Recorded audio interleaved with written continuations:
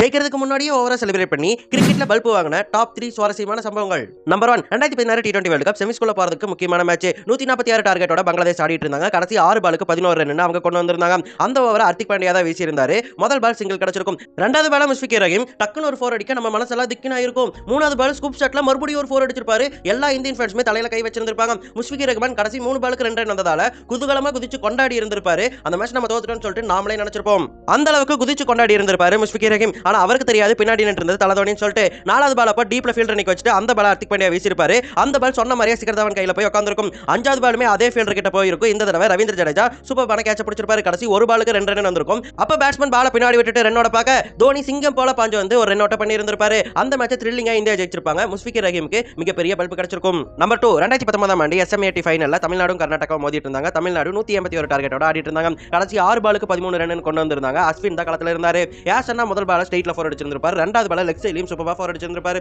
இப்படி தொடர்ச்சியா 2 4 அடிச்சதால துள்ளி குதிச்சு ஒரு வெறித்தனமான செலிப்ரேஷன் பண்ணி இருந்திருப்பாரு. ஆனா அந்த எண்ட்ல இருந்தது யார் தெரியுமா? விஜய் சங்கர் இருந்த மேட்ச் என்ன ஆகும்? நொட்டிட்டு போயிருச்சுங்க. தலைவர் 4 ரன் 2 பால் இருந்தப்போ சிங்கிளோட ட்ரை பண்ணிட்டு இருந்தா அப்படி. இதனால அந்த மேட்ச்ல கர்நாடகாவானது ஒரு ரன் வித்தியாசத்துல த்ரில்லிங்கா ஜெயிச்சிருந்திருப்பாங்க. யாசன்னா 6 பால் நீங்களே பிடிச்சிருந்திருக்கலாம். சரி சரி.